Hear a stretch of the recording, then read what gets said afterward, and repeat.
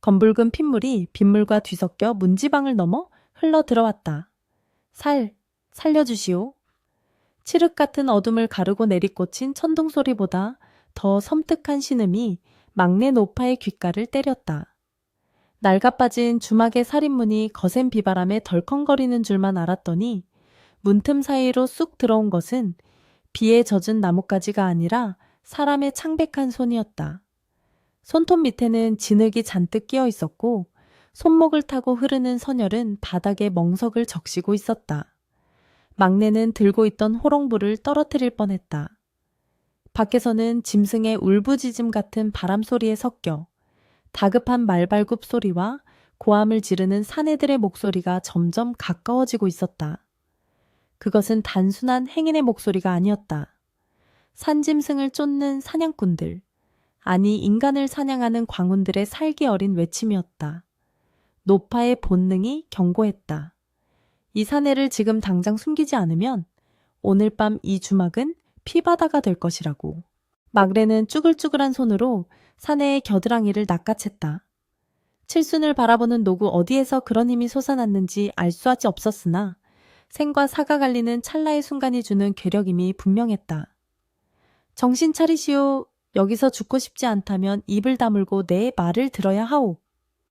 사내는 이미 반쯤 혼절한 상태였으나 노파의 섯을 퍼런 속삭임에 고개를 끄덕였다. 그녀는 부엌 아궁이 옆, 평소에는 김장독이나 잡동사니를 넣어두고 널빤지로 덮어두었던 마루 밑 공간을 열었다.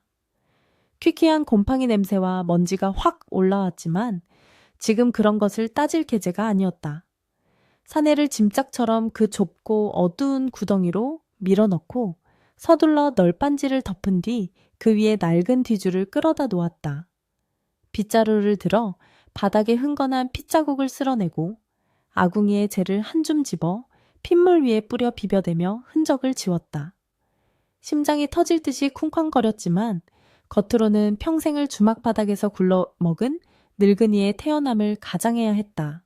이보시오, 주인장. 안에 있는 거 다 아니까 문 열어. 쾅, 쾅, 쾅.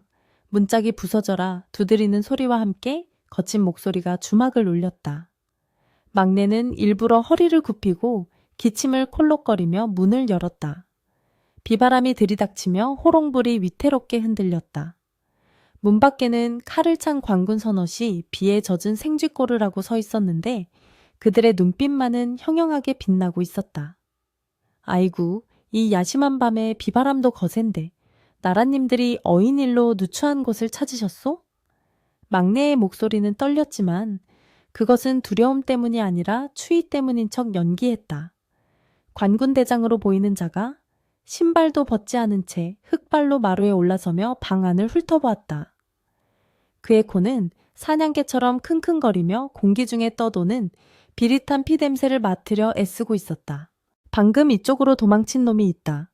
키가 크고 푸른 도포를 입은 놈이다. 혹시 피를 흘리며 들어온 놈을 못 보았느냐?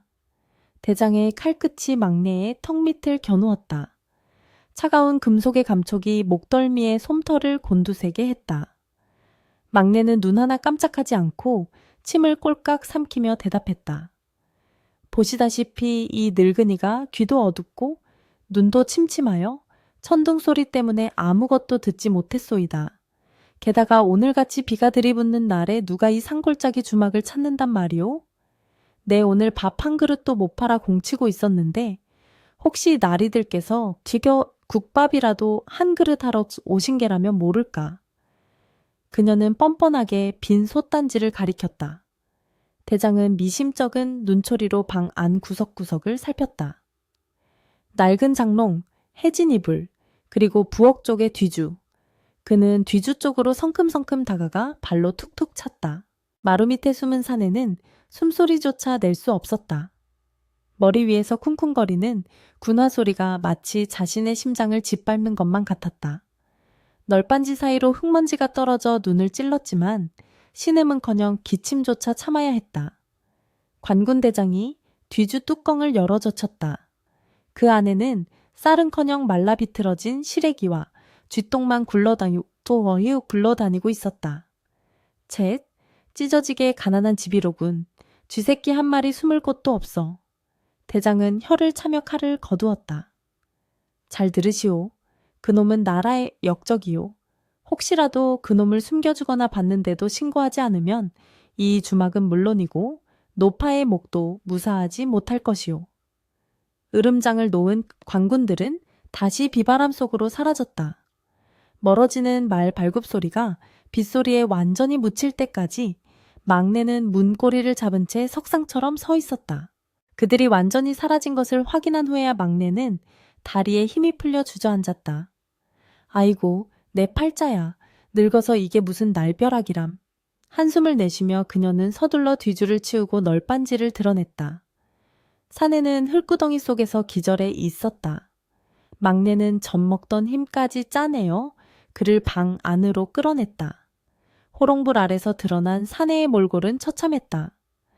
고급 비단으로 지은 도포는 찢어지고 진흙투성이였지만 그 옷감이 예사 물건이 아님을 한눈에 알 수 있었다. 어깨 죽지에는 깊게 베인 상처가 입을 벌리고 있었고 피는 멈추지 않고 흘러나와 방바닥을 적셨다. 이대로 두면 날이 밝기 전에 저승길로 갈 것이 분명했다. 막내는 부엌으로 달려가 쑥을 지식여 즙을 내고 장롱 깊숙이 숨겨두었던 귀한 명주천을 찢어 붕대를 준비했다. 사내가 고통스러운 신음을 토하며 눈을 떴다. 열에 들뜬 눈동자가 허공을 헤매다 막내의 얼굴에 초점을 맞췄다. 여기가 어디? 관군들은? 막내는 사내의 입에 물수건을 대주며 나직이 말했다. 여기는 지옥 문턱에서 간신히 돌아온 주막이요. 놈들은 갔으니 안심하시게. 그나저나 댁은 대체 누구시오? 무슨 짓을 저질렀기에 저승사자 같은 놈들을 달고 다니는 게요? 사내는 대답 대신 품 안에서 무언가를 꺼내려 애썼다. 피 묻은 손으로 그가 내민 것은 작은 나무패, 호패였다. 호패 뒷면에는 관직과 이름이 선명하게 새겨져 있었다. 사간원 정원 강진우. 막내는 그를 모르는 까막눈이었으나 호패의 만듦새와 사내의 기품으로 보아 그가 범상치 않은 인물임을 직감했다. 진우라 하였소? 내 이름은 몰라도 관상은 좀 볼 줄 아오. 대개 얼굴엔 도둑놈의 상도 살인자의 상도 없소. 오히려 너무 맑아서 탈이지.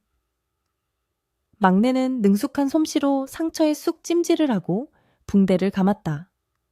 사내는 고통에 몸을 비틀면서도 이를 악물고 비명을 참아냈다. 그 독한 인내심을 보며 막내는 혀를 찼다. 보아하니 한양에서 큰 벼슬 하던 양반 같은데 어찌하여 이런 상월짜기까지 쫓겨왔소? 혹시 나라님 쌀이라도 떼먹고 도망친 게요? 노파의 짓궂은 농담에도 사내는 웃을 힘이 없었다. 그는 가쁜 숨을 몰아쉬며 간신히 입을 열었다. 탐관오리들이 백성의 고혈을 짜내는 것을 상소하려다 누명을 썼습니다. 제가 가진 이 증자를 반드시 전하께. 말을 맺기도 전에 사내는 다시 의식을 잃고 고개를 떨구었다. 막내는 멍하니 사내의 얼굴을 바라보았다. 주막을 운영하며 수많은 인간 군상을 보아왔다. 술주정뱅이, 사기꾼, 도박꾼, 그리고 푼돈의 양심을 파는 관리들. 세상은 썩을 대로 썩어 있었고 정인이 도린이 하는 것들은 배부른 양반들의 술안주거리나 다름없었다. 그런데 제 목숨이 경각에 달린 이 와중에도 백성인이 상손이 하는 소리를 짓거리는 이 젊은 선비는 대체 뭐란 말인가. 막내는 사내의 품속에서 피에 젖은 사찰꾸러미를 발견했다. 이것 때문에 그 사단이 난 것이로구나. 그녀는 잠시 갈등했다. 지금이라도 관에 고변하면 큰 상금을 받을지도 모른다. 아니면 쥐도 새도 모르게 내다버리면 화를 피할 수 있다. 하지만 노파의 손은 떨면서도 사내의 이마에 맺힌 식은땀을 닦아주고 있었다. 창밖의 비바람은 잦아들 기미가 보이지 않았다. 밤은 깊어만 가고 주막 안의 공기는 무겁게 가라앉았다. 막내는 솥에 물을 올리고 흰죽을 쑤기 시작했다. 그녀의 쭈글쭈글한 입가에 씁쓸한 미소가 번졌다. 내 팔자에 무슨 놈의 영화를 보겠다고? 잉, 쯧쯧. 죽은 영감쟁이가 봤으면 노망났다고. 펄펄 뛰겠구먼. 끓어오르는 죽 냄새가 비릿한 피 냄새를 조금씩 덮어갔다. 그녀는 알고 있었다. 이 사내를 살리기로 마음먹은 순간 자신의 평온했던 노년은 끝났다는 것을. 이제부터는 매 순간이 칼날 위를 걷는 것과 같을 것이다. 그러나 막내는 후회하지 않기로 했다. 평생을 천대받으며 살아온 늙은 주모지만 사람의 도리가 무엇인지는 알았다. 그녀는 호롱불 심지를 돋우며 어둠 속에서 빛나는 강선비의 창백한 얼굴을 지켜보았다. 이것은 단순한 도피가 아니라 거대한 폭풍의 시작임을 예감하면서 지난밤의 폭풍우가 거짓말이었던 것처럼 다음 날 아침의 햇살은 야속하리 많지 눈부시게 쏟아져 내렸다. 처마 끝에 매달린 빗방울이 수정처럼 반짝이며 떨어졌지만 막내 노파의 마음속에는 여전히 먹구름이 잔뜩 끼어 있었다. 밤새 뜬 눈으로 강선비의 곁을 지키느라 퀭해진 눈을 비비며 그녀는 주막문을 활짝 열어 젖혔다. 평소와 다름없는 하루가 시작된 것처럼 보여야 했다. 부엌에서는 구수한 된장 끓는 냄새가 피어올랐고 마당에 묶인 누렁이가 게으르게 하품을 해대고 있었으나 그 평온함 뒤에는 살얼음판을 걷는 듯한 긴장감이 도사리고 있었다. 막내는 일부러 더 큰 소리로 빗자루질을 해대며 마당에 흙먼지를 일으켰는데 이는 혹여나 방 안에서 새어 나올지 모를 신음소리를 감추기 위한 그녀 나름의 필사적인 위장이었다. 해가 중천에 뜨기도 전에 마을 어귀벅수 앞에 낯선 방이 나붙었다. 역적 강진우를 잡는 자에게는 황금백냥과 전답을 하사한다. 붉은 먹으로 쓴 글씨가 핏자국처럼 섬뜩했고 그 아래 그려진 몽타주는 영락없는 방 안의 그 사내였다. 장터로 향하던 촌부들이 웅성거리며 방 앞에 모여들었다. 황금백냥이라니 그게 대체 얼마여? 평생 만져보지도 못할 돈이구먼. 그나저나 이 양반 꽤나 곱상하게 생겼는데 무슨 흉악한 짓을 했기에 나라에서 이 난리래? 사람들의 호기심 어린 수군거림 속에 섞여 있던 험상궂은 산의 몇몇이 날카로운 눈초리로 주변을 살피고 있었다. 그들은 관아의 포졸이 아니라 현상금을 노리고 몰려든 추노꾼들이거나 강선비를 죽이려 혈안이 된 권세가의 사병들이 분명했다. 막내는 장을 보러 나온 척하며 그 광경을 힐끗 보고는 침을 퇴뱉었다. 에잉, 아침부터 재수없게실이 역적놈 그림 따위가 밥 먹여주나? 그녀는 짐짓 큰 소리로 툭덜거리며 자리를 떴지만 등줄기로 식은땀이 한 줄기 흘러내리는 것을 느꼈다. 주막으로 돌아온 막내는 손님이 뜸한 틈을 타 서둘러 방문을 걸어 잠갔다. 강선비의 상태는 어젯밤보다 더 나빠져 있었다. 상처가 골무렸는지 벌겋게 부어올랐고 열이 불덩이처럼 끓어올라 헛소리를 중얼거리고 있었다. 어머니, 제발 그 사람들은 죄가 의이 없습니다. 혼미한 정신 속에서도 그는 자신이 두고 온 가족이나 백성들을 걱정하는 듯했다. 막내는 차가운 물수건을 갈아주며 혀를 찼다. 쯧쯧쯧 제 목숨이 왔다 갔다 하는 판국의 남 걱정은 팔자 좋게도 하는구먼. 그녀는 부엌 구석 항아리에 아껴두었던 좁쌀을 꺼내 묽게 미음을 쑤었다. 자신은 어제 남은 쉰 밥덩이에 물을 말아 후루룩 마시면서도 강선비에게 줄 미음에는 참기름 한 방울을 떨어뜨려 정성스레 끓여냈다. 숟가락으로 조심스럽게 입을 벌려 미음을 흘려 넣었지만 그는 반도 삼키지 못하고 토해내기 일쑤였다. 이대로 가다간 상처가 덧나서 죽기 전에 굶어 죽을 판이었다. 약이 필요했다. 그것도 아주 강력한 지혈제와 해열제가. 하지만 의원에게 갔다가는 당장 관에 고발당할 것이 뻔했다. 막내는 결심을 굳힌 듯 낡은 호미와 망태기를 챙겨들었다. 이보시오, 주인장. 여기 국밥 한 그릇 주시오. 때마침 들이닥친 손님 소리에 막내는 화들짝 놀라 호미를 등 뒤로 감췄다. 문 밖에는 허름한 옷차림을 했지만 눈빛만은 매서운 사내 둘이 앉아 있었다. 그들은 탁자에 칼을 올려놓으며 거드름을 피웠다. 아이고, 오셨소? 오늘은 국거리가 시원찮으는데 어쩌나. 막내는 능청스럽게 웃으며 다가갔다. 사내들은 국밥을 주문하고는 은근슬쩍 질문을 던졌다. 혹시 이 근방에서 수상한 놈 못 봤수? 피를 흘린다거나 옷차림이 귀티가 난다거나 하는 놈 말이오? 막내는 행주로 탁자를 훔치며 콧방귀를 뀌었다. 수상한 놈? 아까 뒷산에서 멧돼지 한 마리가 피를 흘리고 지나가는 건 봤수다만 사랑꼴을 한 놈은 그림자도 못 봤소. 여기 같은 깡촌에 올 놈이 누가 있겠소? 사내들은 의심의 눈초리를 거두지 않았지만 막내의 태도가 워낙 천연덕스러워 더 이상 캐묻지 못했다. 그들이 국밥을 다 먹고 나갈 때까지 막내는 숨소리조차 조심하며 부엌을 지켰다. 그들이 사라지자마자 그녀는 뒷문으로 빠져나와 산으로 향했다. 인적이 드문 험한 산길을 타야만 귀한 약초인 삼지구엽초와 엉겅퀴를 구할 수 있었다. 칠순의 노구가 감당하기에는 가파른 비탈길이었고 곳곳에 가시덤불이 도사리고 있었다. 아이고, 내 삭신이야. 내가 전생에 무슨 죄를 지어서 이 고생을 사서 하나. 투덜거리면서도 그녀의 눈은 매섭게 풀섭을 뒤지고 있었다. 발을 헛디뎌 구를 뻔한 위기가 몇 번이나 있었고 날카로운 나뭇가지에 얼굴과 손등이 긁혀 피가 맺혔지만 막내는 멈추지 않았다. 강선비의 창백한 얼굴이 자꾸만 눈앞에 어른거렸기 때문이었다. 그것은 단순한 연민을 넘어선 잃어버린 자식에 대한 그리움 같은 것이었다. 해가 뉘엿뉘엿 질 무렵에야 막내는 흙투성이가 된 채 주막으로 돌아왔다. 망태기에는 어렵게 구한 약초가 한가득 들어있었다. 그녀는 지친 몸을 쉴 틈도 없이 약탕관에 불을 지폈다. 씁쓸하면서도 향긋한 약냄새가 방안을 채우자 혼절해 있던 강선비가 미세하게 눈꺼풀을 떨었다. 막내는 정성껏 달인 약물을 시켜 숟가락으로 떠먹였다. 자, 이걸 먹어야 사오.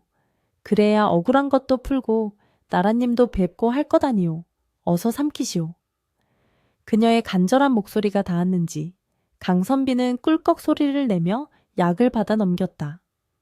한 모금, 두 모금 넘길 때마다 막내의 얼굴에 화색이 돌았다. 밤이 깊어지자 열이 조금씩 내리기 시작했고 강선비의 호흡도 한결 편안해졌다.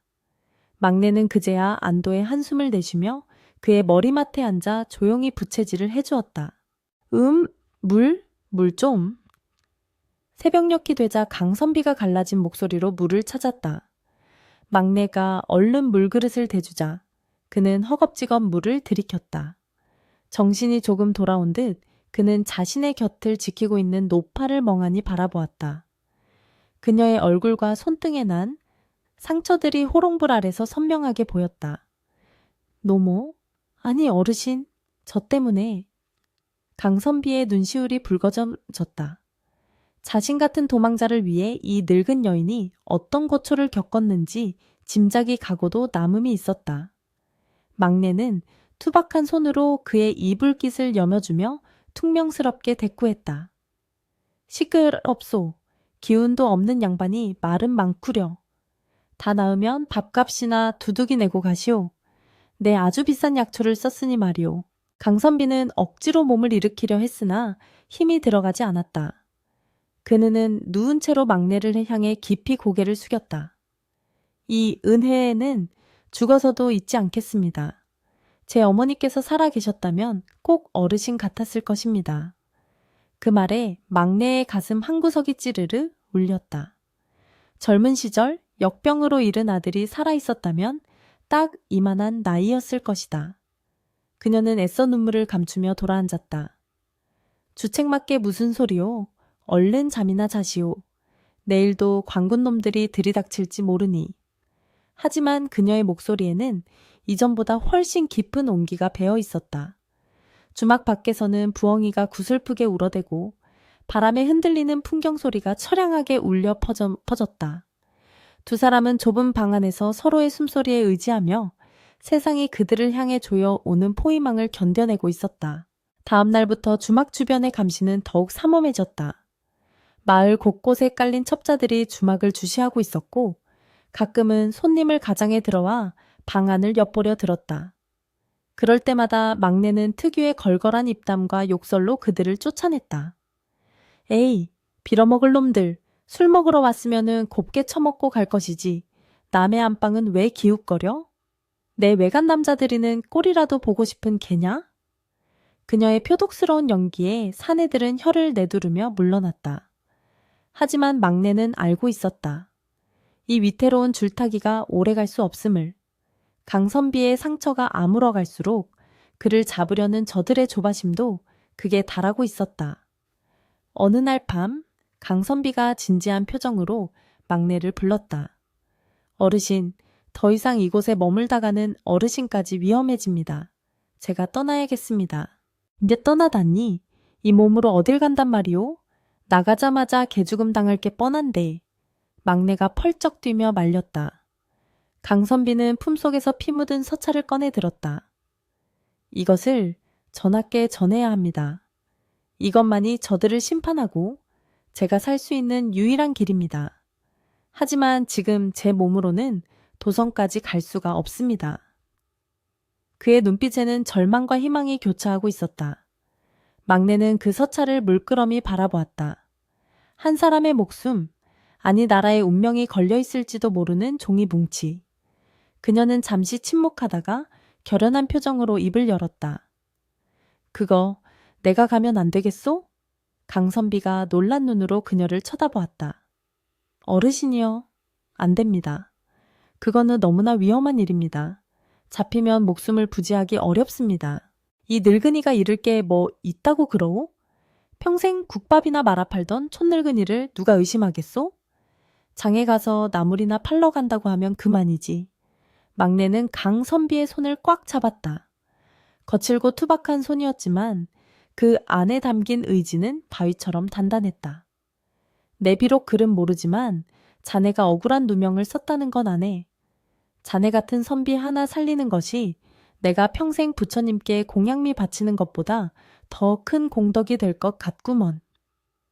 강선비는 하염없이 흐르는 눈물을 닦을 생각도 하지 못한 채 막내의 손을 잡고 오열했다. 밖에서는 다시 비가 내리기 시작했다. 빗소리는 마치 앞으로 다가올 것엔 폭풍우를 예고하는 듯했다. 막내는 어둠 속에서 조용히 짐을 꾸리기 시작했다. 그녀의 눈빛은 더 이상 평범한 주막 노파의 것이 아니었다. 그것은 자식을 지키기 위해 호랑이 굴로 뛰어드는 어미의 눈빛이었다. 새벽 안개가 자욱하게 깔린 산길은 마치 저승으로 통하는 입구처럼 음산했다. 막내는 떨리는 손으로 호롱불 심지를 돋우며 마지막 채비를 서둘렀다. 강선비가 목숨보다 귀하게 여기는 그 치부책은 이제 기름 먹인 종이에 겹겹이 쌓여 끈적하고 비릿한 갈치속젓 항아리 맨 밑바닥에 처박혀 있었다. 젓갈 특유의 쿰쿰하고 역한 냄새가 코를 찔렀지만 지금 이 순간 그 냄새만큼 든든한 방패도 없었다. 어르신, 부디 무사하셔야 합니다. 만약 일이 잘못될 것 같으면 뒤도 돌아보지 말고 저 항아리를 깨버리고 도망치십시오. 강선비는 핏기 없는 얼굴로 막내의 옷자락을 붙잡으며 당부했다. 그의 눈에는 죄책감과 간절함이 뒤엉켜 있었다. 막내는 투박한 손으로 그의 손등을 다독였다. 걱정 붙들어 매시오. 내 평생을 장사치들 틈바구니에서 살아남은 몸이요. 곰 같은 광군놈들 속이는 건 식은 죽 먹기지. 말은 그렇게 했지만 막내의 심장은 늙은 당나귀가 짐을 지고 언덕을 오를 때처럼 불규칙하게 요동치고 있었다. 머리에는 무거운 젓갈 항아리를 이고 등에는 나물 보따리를 맨 채 그녀는 주막을 나섰다. 새벽 공기는 살을 애는 듯 차가웠고 산새들의 울음소리조차 들리지 않는 정막 속에서 그녀의 거친 숨소리만이 안개 속에 흩어졌다. 마을 어귀를 지나 큰 길로 접어들자 평소와는 다른 살벌한 분위기가 피부로 느껴졌다. 길목마다 창을 든 포졸들이 서슬퍼런 눈으로 행인들을 노려보고 있었고 저 멀리 보이는 검문소 앞에는 이미 장터로 향하는 백성들이 길게 줄을 늘어선 채 검문을 기다리고 있었다. 곳곳에서 진보다리가 풀어 헤쳐지고 억울함을 호소하는 곡소리와 고압적인 관군들의 호통소리가 뒤섞여 아수라장을 방불케 했다. 막레는 침을 꿀꺽 삼키며 대열의 끝에 섰다. 앞서가던 젊은 보부상 하나가 짐수색을 당하고 있었다. 이게 뭐야? 이 안에 뭘 숨긴 거야? 포조리 보찜을 발로 걷어차자 녹그릇들이 요란한 소리를 내며 바닥에 뒹굴었다. 아이고, 나리, 이건 제 전 재산입니다요. 한 번만 봐주십시오. 보부상이 바지가랑이를 붙잡고 애원했지만 포졸은 육모방망이로 그의 어깨를 사정없이 내리쳤다. 시끄럽다. 역적놈과 내통한 놈들은 모조리 잡아들이라는 명이 떨어졌다. 수상한 놈은 일단 옥에 쳐놓고 볼 테니 그리하라. 그 광경을 지켜보는 막내의 다리가 후들거렸다. 저 무자비한 폭력이 자신에게 향할 수 있다는 공포가 엄습했다. 하지만 그녀는 머리에 인 항아리의 무게를 느끼며 이를 악물었다. 여기서 물러서면 강선비는 죽는다. 그 착해 빠진 양반이 형장의 이슬로 사라지게 둘 수는 없었다. 드디어 막내의 차례가 왔다. 검문소를 지키는 자는 눈매가 찢어지고 곰보 자국이 험상궂게 패인 조장이었다. 그는 막내를 위아래로 훑어보더니 코를 막으며 인상을 찌푸렸다. 어이 할멈, 그 머리에 인 건 뭐여? 냄새가 아주 고약한데. 막내는 일부러 허리를 더 굽히고 어눌한 목소리로 대답했다. 애구구, 나리님들 고생이 많으십니다요. 이건 우리 며느리가 입덧이 심해서 환장하고 찾는 갈치 속젓입죠. 내 이거 팔아서 약값이라도 보태려고. 그녀는 짐짓 불쌍한 척 눈물까지 글썽이며 연기를 시작했다. 그러나 조장은 호락호락하지 않았다. 갈치 속젓? 그 속에 다른 걸 숨겨왔을지 누가 알아? 당장 내려서 뚜껑 열어보시오. 그의 명령에 막내는 짐짓 놀란 척하며 항아리를 내려놓았다. 손은 덜덜 떨리고 있었지만 그것은 연기가 아니라 진짜 공포였다. 뚜껑을 열자 삭힌 젓갈의 독한 냄새가 확 풍겨져 나왔다. 주변에 있던 포졸들이 일제히 코를 틀어쥐며 뒤로 물러났다. 이게 무슨 똥 냄새야? 할멈, 이걸 진짜 사람이 먹는다고? 포졸들의 비난에도 조장은 의심을 거두지 않고 칼집 끝으로 항아리 속을 휘저으려 했다. 그 순간 막내의 눈이 번뜩였다. 이대로 칼이 깊숙이 들어가면 바닥에 숨긴 서찰뭉치가 걸릴 것이 분명했다. 절체절명의 순간 막내는 갑자기 바닥에 주저앉으며 대성통곡을 시작했다. 아이고, 아이고, 이 귀한 젓갈을 다 망치네. 이게 어떤 젓갈인데 우리 며느리랑 뱃속 손주가 굶어 죽게 생겼네. 나라님들이 백성 밥그릇을 걷어차니 천벌을 받을 것이야. 그녀의 갑작스러운 발광에 조장과 포졸들은 당황했다. 지나가던 행인들이 웅성거리며 모여들기 시작했다. 무슨 일이야? 관군들이 늙은 노인네를 괴롭히나 봐? 쭈쭈, 너무하는구먼. 여론이 심상치 않게 돌아가자 조장의 얼굴이 불그락푸르락해졌다. 막내는 기회를 놓치지 않고 손가락으로 젓갈을 푹 찍어 조장의 얼굴 앞에 들이밀었다. 자, 의심스러우면 나리께서 직접 드셔보시오. 독이라도 들었나 보란 말이오. 이게 얼마나 맛난 건데. 누런 젓갈 국물이 뚝뚝 떨어지는 손가락이 코앞까지 다가오자 비위가 약했던 조장은 헛구역질을 하며 뒷걸음질 쳤다. 에이, 더러워. 알았으니까 치워. 당장 꺼져. 그는 막내를 쫓아내듯 손사래를 쳤다. 아이고, 고맙습니다요, 나리. 만수무강하십시오. 막내는 잽싸게 항아리 뚜껑을 닫고 다시 머리에 이었다. 뒤도 돌아보지 않고 검문소를 빠져나가는 그녀의 등 뒤로 욕설과 비웃음이 쏟아졌지만 막내의 입계에는 회심의 미소가 걸려 있었다. 등줄기를 타고 흐르는 식은땀이 속적삼을 흥건히 적셨지만 발걸음만은 날아갈 듯 가벼웠다. 고비를 넘겼다는 안도감과 함께 자신이 해냈다는 벅찬 희열이 가슴을 채웠다. 그녀는 장터 한 구석, 약속된 장소인 포목점으로 향했다.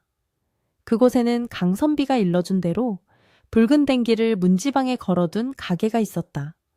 가게 안으로 들어서자 인상 좋은 중년의 주인이 그녀를 맞이했다. 어서 오십시오. 찾으시는 물건이 있으신지요? 막레는 주위를 살피고 나직이 암호를 댔다. 비단보다 더 귀한 젓갈을 팔러 왔소이다. 주인의 눈빛이 순간 날카롭게 변했다가 이내 부드럽게 풀렸다. 그는 조용히 막내를 가게 안쪽 은밀한 방으로 안내했다. 고생 많으셨습니다. 강정원께서는 무사하십니까? 막내는 떨리는 손으로 항아리를 내려놓고 젓갈 속에 파묻혀 있던 기름종이 뭉치를 꺼내 건넸다. 주인은 젓갈 냄새가 진동하는 그 뭉치를 두 손으로 공손히 받았다. 이것이 조선을 살릴 횃불이 될 것입니다. 할머니의 용기에 천지신명도 감동할 것입니다. 그는 깊이 허리를 숙여 절을 했다. 막내는 그제야 다리가 풀려 털썩 주저앉았다. 긴장이 풀리자 참았던 목마름과 허기가 한꺼번에 밀려왔다. 주인이 내온 냉수 한 사발을 단숨에 들이킨 막내는 곧바로 자리에서 일어났다. 내 여기서 지체할 시간이 없소. 그 양반이 혼자 끙끙 앓고 있을 텐데. 주인은 그녀에게 돈주머니와 귀한 약재를 쥐어주며 말렸지만 막내는 한사코 거절하고 서둘러 발길을 돌렸다.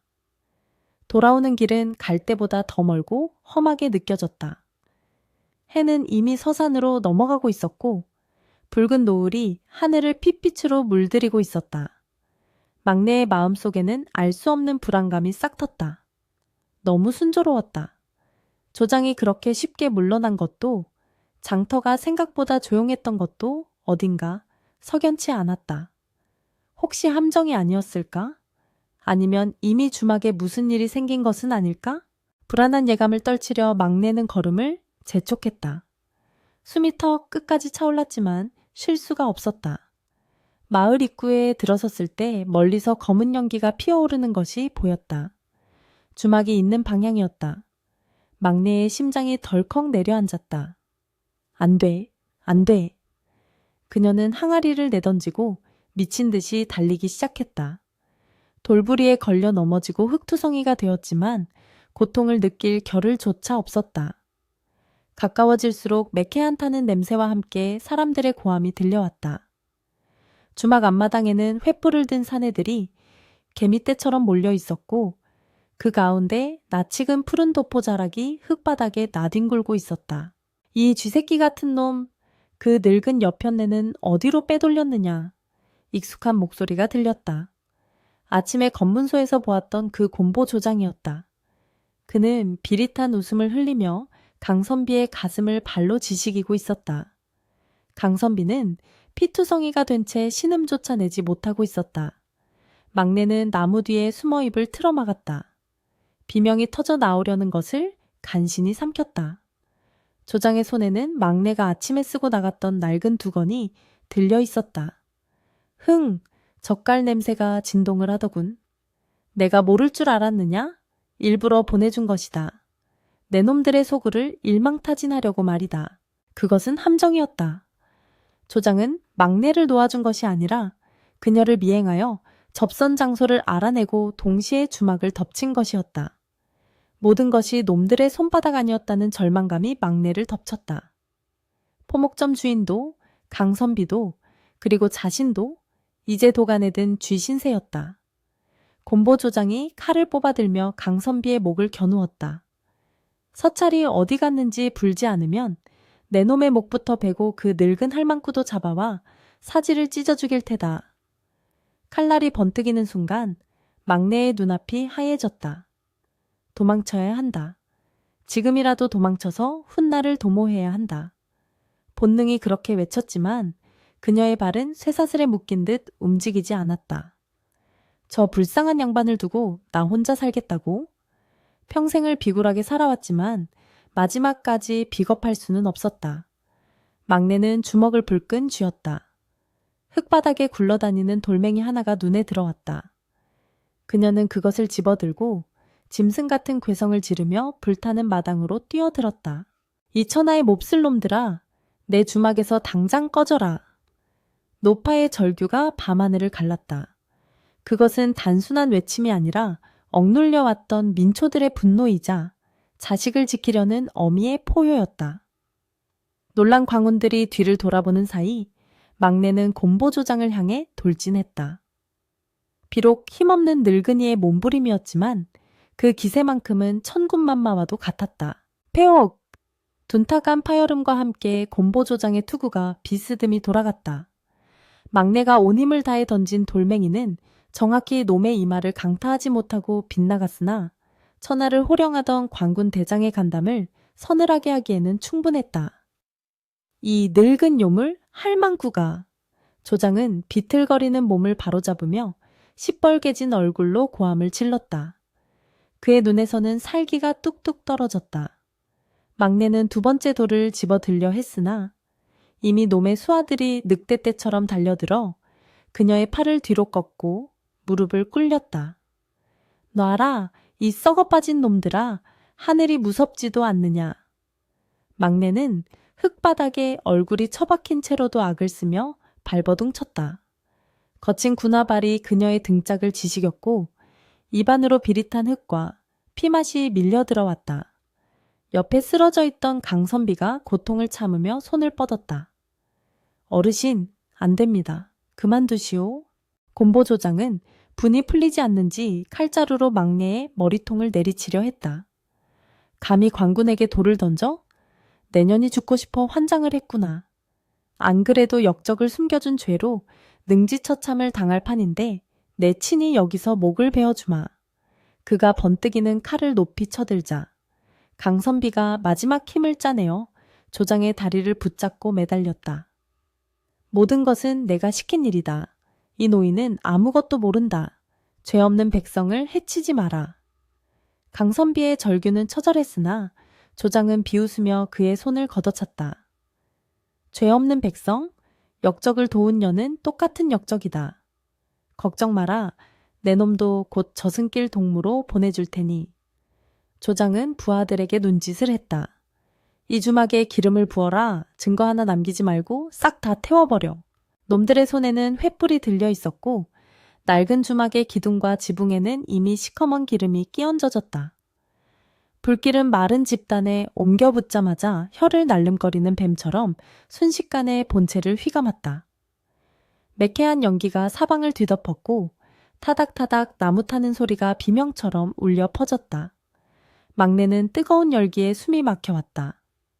평생을 바쳐 지켜온 삶의 터전이 땀과 눈물이 배어있는 그 작은 공간이 붉은 화마 속으로 사라지고 있었다. 하지만 집이 타는 것보다 더더 두려운 것은 눈앞의 죽음이었다. 그녀는 옆에 널브러진 강선비를 바라보았다. 그 고생을 하고 그 먼 길을 달려가 서찰을 전했는데 결국 이렇게 허무하게 끝나는 것인가. 미안하오 선비 양반, 내 힘이 부족하여? 막내의 눈에서 흐른 눈물이 그을음 묻은 볼을 타고 내렸다. 강선비는 피투성이가 된 얼굴로 엷은 미소를 지어 보였다. 아닙니다. 어르신 덕분에 후회는 없습니다. 조장은 불타는 주막을 배경으로 막내와 강선비의 목을 겨누었다. 자, 유언이라도 남길 시간은 주마. 저승에 가서 염라대왕에게나 억울함을 호소해라. 칼날이 섬뜩한 빛을 뿜으며 막내의 목덜미로 내려오려는 찰나였다. 비웅택! 어디선가 날카로운 파열음이 들리더니 조장의 손에 들려있던 칼이 튕겨나갔다. 쇳덩이가 부딪히는 소리와 함께 조장의 손목에서 피가 솟구쳤다. 으악! 어떤 놈이냐? 조장이 비명을 지르며 팔을 감싸 쥐었다. 그와 동시에 어둠이 깔린 산등성이 너머에서 웅장한 북소리와 나발소리가 지축을 울리며 터져나왔다. 멈추어라, 어명이다. 천둥 같은 호통 소리가 불타는 주막마당을 가득 채웠다. 당황한 광운들이 우왕좌왕하는 사이 숲속 어둠을 뚫고 수십 개의 횃불이 물결처럼 밀려들어 왔다. 그 선두에는 붉은 관복을 입고 말을 탄 위엄 있는 사내가 서 있었고 그 뒤로는 황금색 갑주를 입은 왕의 친위대, 금군들이 활을 겨누고 있었다. 곰보조장의 얼굴이 사색이 되어 파랗게 질렸다.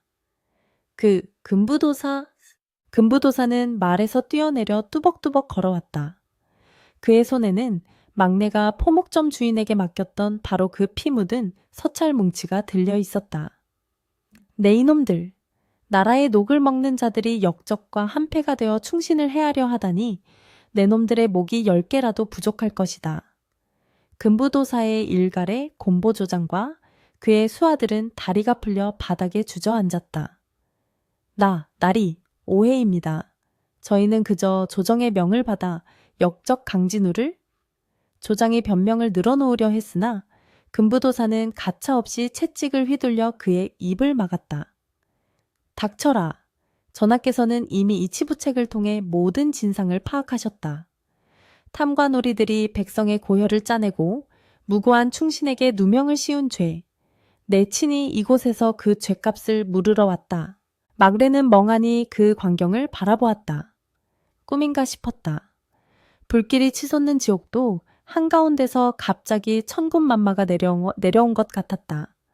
금부도사는 쓰러져 있는 강선비에게 다가가 한쪽 무릎을 꿇었다.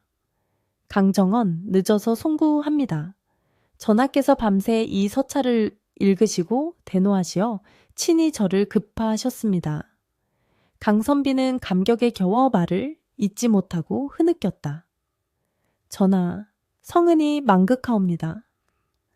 금군들이 달려들어 막내와 강선비를 포박했던 밧줄을 끊어내고 곤보 조장과 부패한 광운들을 굴비 엮듯 줄줄이 묶어 무릎 꿇렸다. 조금 전까지만 해도 기세등등하던 놈들이 이제는 살려달라고 애원하며 머리를 조아리고 있었다. 역전도 이런 역전이 없었다. 막내는 풀려난 손목을 문지르며 비틀비틀 일어섰다. 다리가 후들거려 서 있기조차 힘들었지만 가슴속에서 뜨거운 무언가가 벅차올랐다. 금부도사는 다시 한번 강선비에게 예를 갖추었다. 강정원, 이 모든 공은 자네가 목숨을 걸고 지킨 이 증좌 덕분이네. 그리고 그는 시선을 돌려 흑투성이가 된 막내를 바라보았다. 차가워 보이던 금부도사의 눈빛이 부드럽게 변했다. 이 노인이 아니었다면 자네의 충심도 이 나라의 정의도 잿더미 속에 묻혔을 것이네.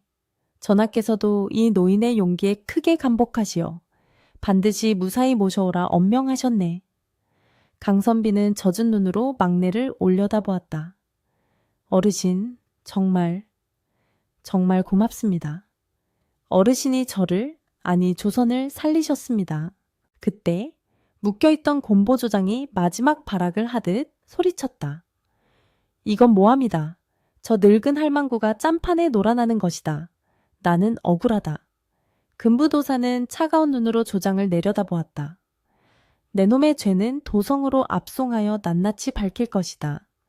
내 놈의 창고에서 나온 작물들과 백성들을 수탈한 장부들이 이미 확보되었다. 더 이상 혓바닥을 놀려봐야 내 죄만 무거워질 뿐이다. 금군들이 조장의 입에 재갈을 물리고 끌고 나갔다. 불타는 주막 쪽에서는 관군들이 급히 물을 길어 나르며 진화 작업을 하고 있었다. 비록 본체는 반쯤 타버렸지만 다행히 불길이 산으로 번지는 것은 막을 수 있었다. 시꺼먼 연기 속에서 막내는 주저앉아 엉엉 소리내어 울기 시작했다. 안도감과 서러움, 그리고 살아남았다는 기쁨이 뒤섞인 통곡이었다. 강선비가 비틀거리며 다가와 노파의 어깨를 감싸 안았다. 두 사람은 잿더미가 된 마당 한복판에서 서로를 의지하며 한참을 그렇게 울었다. 소란이 가라앉고 날이 밝아오자 마을 사람들이 하나둘씩 주막으로 모여들었다.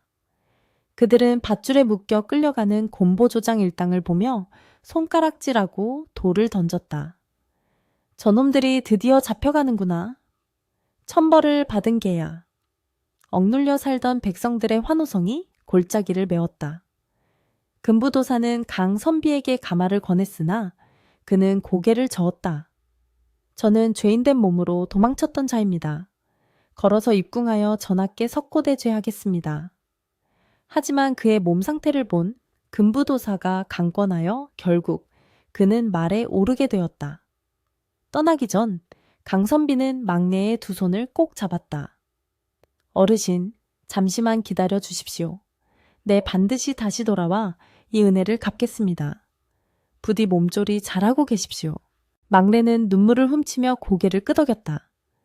가시오. 가서 나쁜 놈들 다 혼내주고 훌륭한 정승판서가 되시오. 내 걱정은 말고. 화려한 행렬이 떠나가는 뒷모습을 보며 막내는 오랫동안 자리를 뜨지 못했다. 반쯤 타버린 주막은 흉물스러웠지만 그녀의 마음은 그 어느 때보다 편안했다. 잿더미 속에서도 희망은 피어난다는 것을 그리고 하늘은 스스로 돕는 자를 돕는다는 옛말이 틀리지 않았음을 그녀는 온몸으로 확인한 밤이었다. 횡한 마당에 홀로 남은 막내는 타다 남은 기둥을 어루만지며 중얼거렸다. 그래도 살았으니 되었다. 목숨만 붙어 있으면 집이야 다시 지으면 그만이지. 그녀의 얼굴에는 고난을 이겨낸 자만이 가질 수 있는 단단하고 깊은 주름이 훈장처럼 새겨져 있었다. 그로부터 며칠 후 한양에서는 대대적인 숙청 바람이 불었다. 강선비가 올린 상소와 막내가 전달한 치부책 덕분에 조정 깊숙이 뿌리 박혀 있던 부패 세력들이 줄줄이 파직되고 유배를 떠났다. 저작거리에서는 이름 없는 주막 할머니의 영웅담이 전설처럼 퍼져나갔다.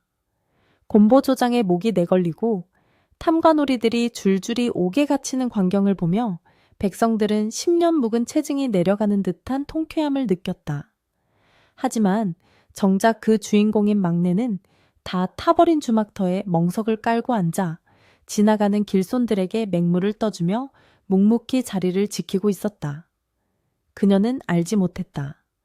자신의 작은 용기가 얼마나 거대한 파도를 일으켰는지, 그리고 그 파도가 다시 자신에게 어떤 거대한 축복으로 되돌아올지를.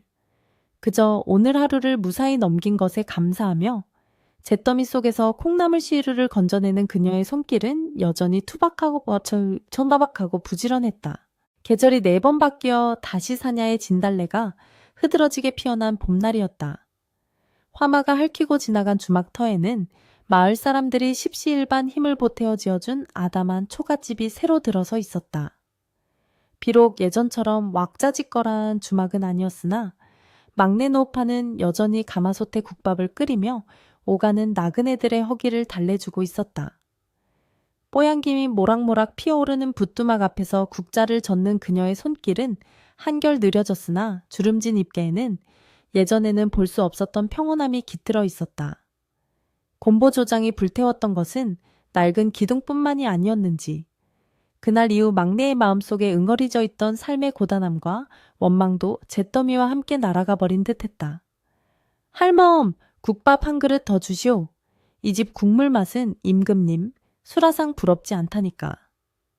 단골 나무꾼의 너스레의 막내는 싱거운 소리 말고 깍두기나 더 드시게 하며 덤덤하게 웃어넘겼다. 그때였다. 평화롭던 고갯마루 너머에서 둥둥둥 북소리가 울려 퍼지더니 태평소 소리가 구성직의 산골짜기를 휘감았다. 예사 구판이나 잔치 행렬이 아니었다.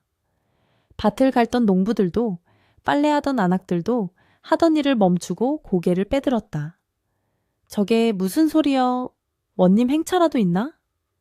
원님 행차치고는 소리가 너무 웅장한데? 웅성거림은 곧 경탄으로 바뀌었다. 고갯길을 넘어 나타난 것은 오색 깃발을 앞세운 거대한 행렬이었다.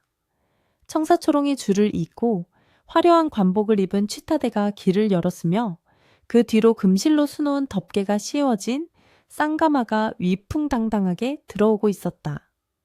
호위무사들의 갑옷이 봄 햇살에 번쩍이자 눈이 부셔 제대로 쳐다볼 수도 없었다.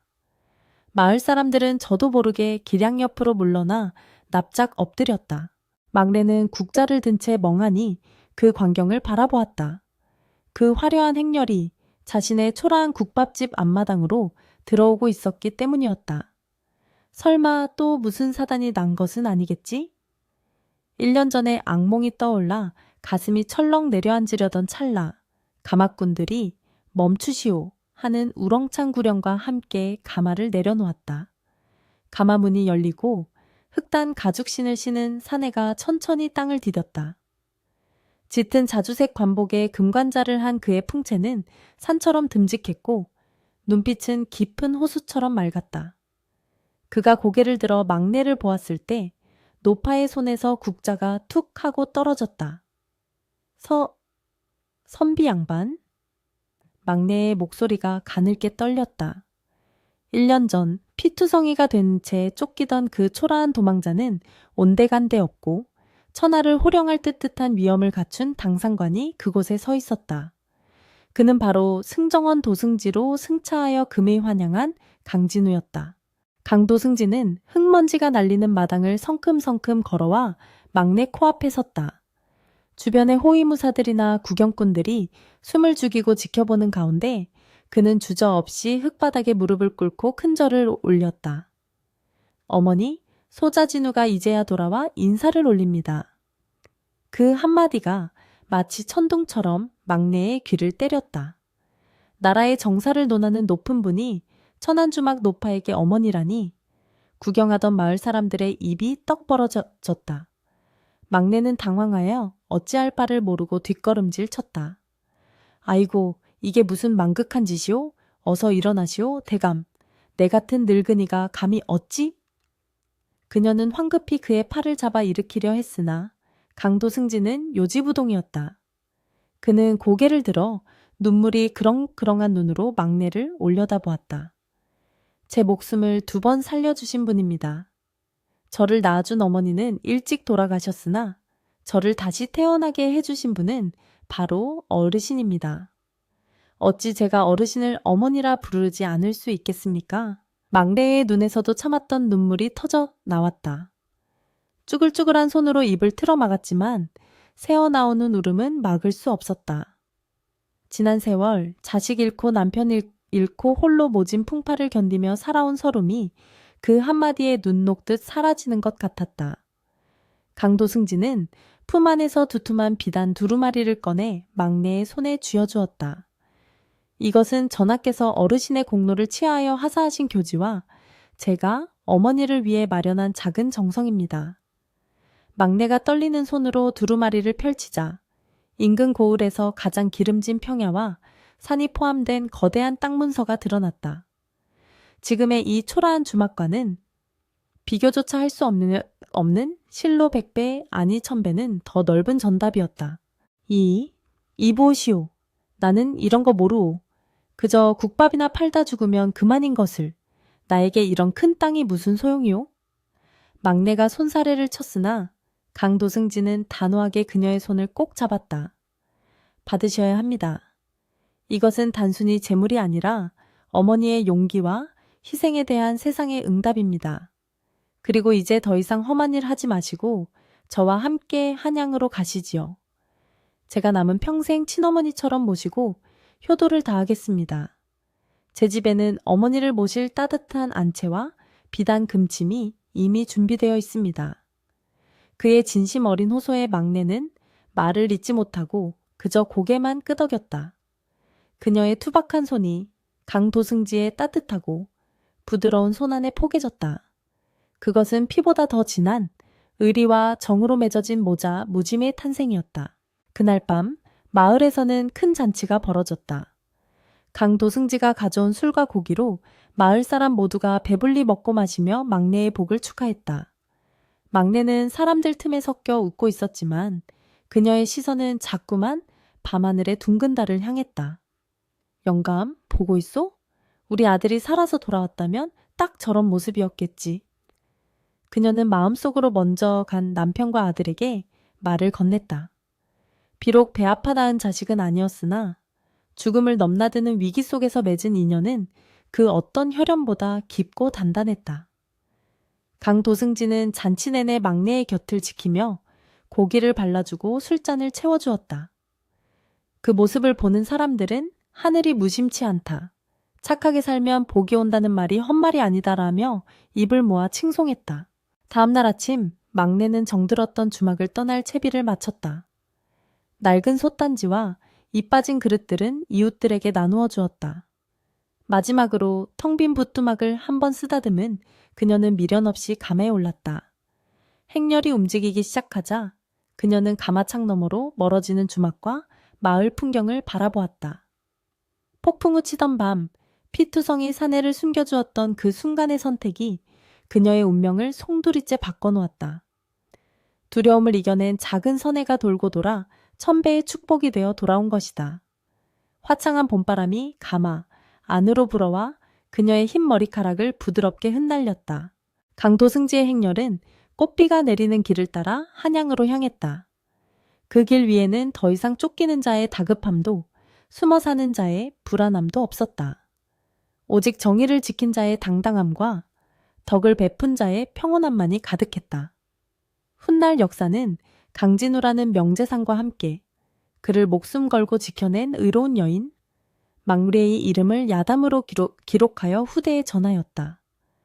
세상이 아무리 각박하고 어지러워도 사람을 살리는 마음만이 결국 세상을 구원한다는 진리를 저 고개 너머로 사라지는 아름다운 행렬은 묵묵히 보여주고 있었다.